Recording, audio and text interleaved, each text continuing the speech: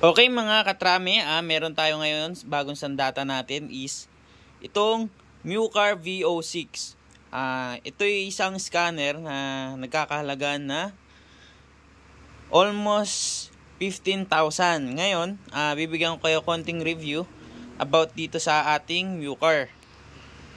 Ngayon, buksan natin kung ano-ano yung mga nasa loob nitong box na ito. Ito, mga accessories niya and yung book niya, manual. Yan, ito yung ating parang pinaka-bag, pinaka-case ng ating e-scanner. Ito ay isang OBD2 scanner na mayroong 28 presets function. Ngayon, papakita ko sa inyo kung ano yung nasa loob ng bag na ito. Yan. Ito yung ating scanner na MuCar VO6. Yan. Ito naman yung mga accessories niya. Ito yung charger, adapter. Yan, may dalawang adapter kung ano yung compatible sa ating outlet. Ito yung connector niya. Yan. Yan, ito yung silicone gel na para sa mga...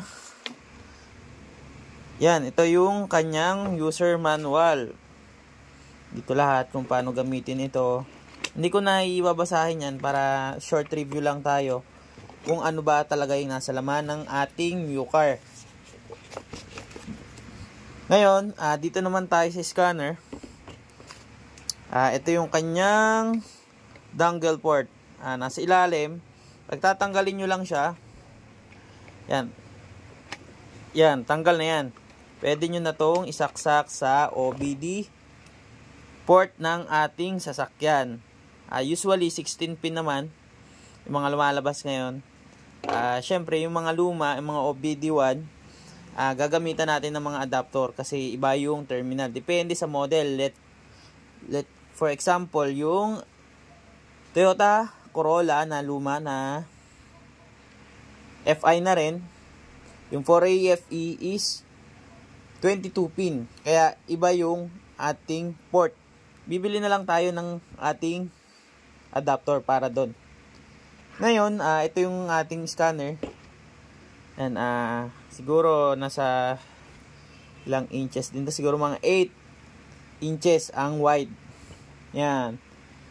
Ngayon, ito naman yung ating charging port. Pati kung gusto nating i-connect sa computer o itong ating USB port. Yan, ito 'yon. Ito yung sa charger niya. Ngayon, next, ito namang ating power. Ngayon, pag binuksan yan, long press. Ito kasi bukas na yun eh. Yan. Ito yung ating nilalaman ng MuCar VO6. Yan, pakita ko sa inyo. At yung auto search, kung gusto nyo, hindi nyo na isa-select kung anong model ng sasakyan. Automatic na magsa-search siya.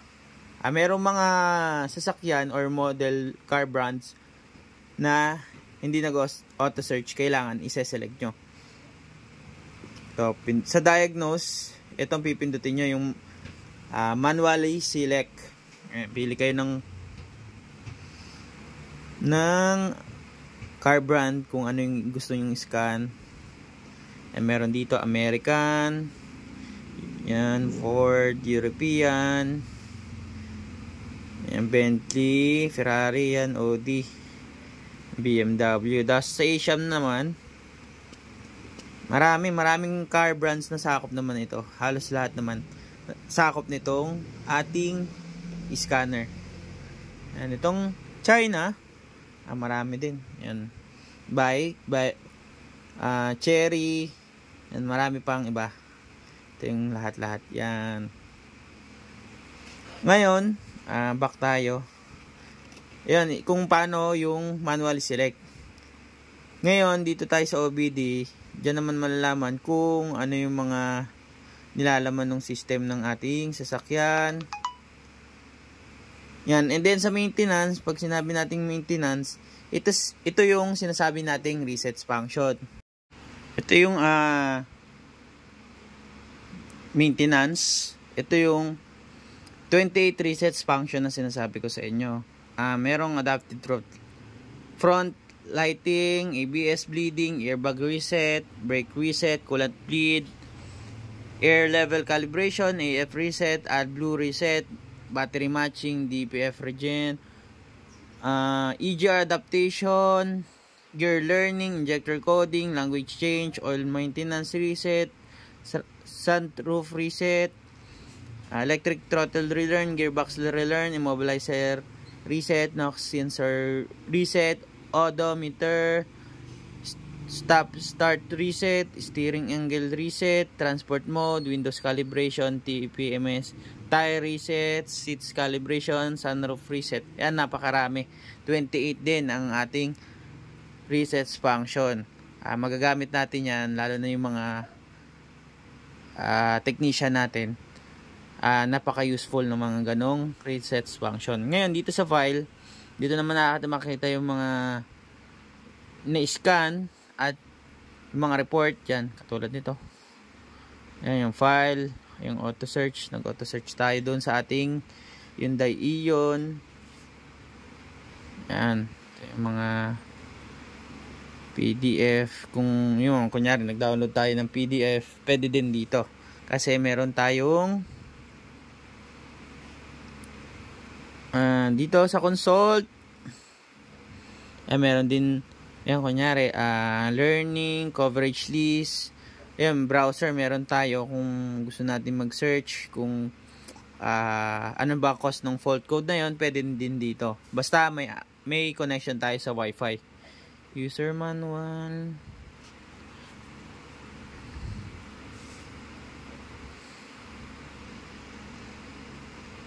User manual. Ito yung mga ito yung naka-include lang dun sa sa paggamit itong scanner. Marami dyan. Then dito naman sa module, video scope, printer, TPMS, ay yung mga tool nya na additional dito sa mismong scanner natin. Magagamit din natin yan kapag nagagawa tayong sasakyan. Ngayon dito sa store, dyan naman mabibili natin yung mga resets function bawat model. Kasi ito, pagka binili mo yung, kunyari, let's say is, yan, binili natin yung $49.95 per year. Ibig sabihin, 1 year na magagamit mo yung resets function. Kunyari, magbabayad ka ng $50, magamit nyo yung resets function or yung ibang tinatawag na yan. And dito naman sa update, ibig sabihin lifetime update tayo. Kaka-update ko lang nito. Yan, kung lumabas dito at late na yung software natin, upgrade lang natin. Tapos ito pipindutin natin yan. Yan yung mga kasi ina-update din yung mga system.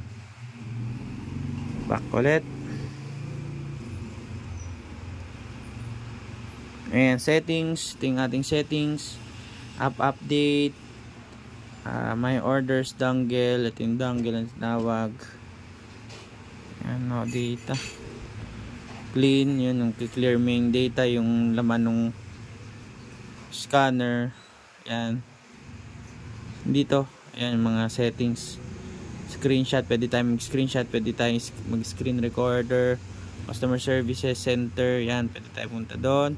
Use 24-hour format, metric use unit of measure. Ito yung wifi, nakakonect tayo sa wifi natin. Yun yung nilalaman nito. Kung sa mga technician, napaka useful nito kasi madami na siyang resets function, and then medyo high tech na rin to kasi compare sa ibang scanner na limited lang na-i-scan. Ito almost lahat na-i-scan. Then may mga resets function. Kung gustong additional na resets function, pwede tayo bumili sa store. Ayan, kung ise-select lang natin yung oras is kung anong oras na, yan, nandiyan, nakikita mo dyan. Ayan yung battery charge, 93%. Ayan. So far, para sa akin, napaka-useful nito and handy siya kasi magaan and then maliit. Yan. Thank you guys sa panonood and God bless.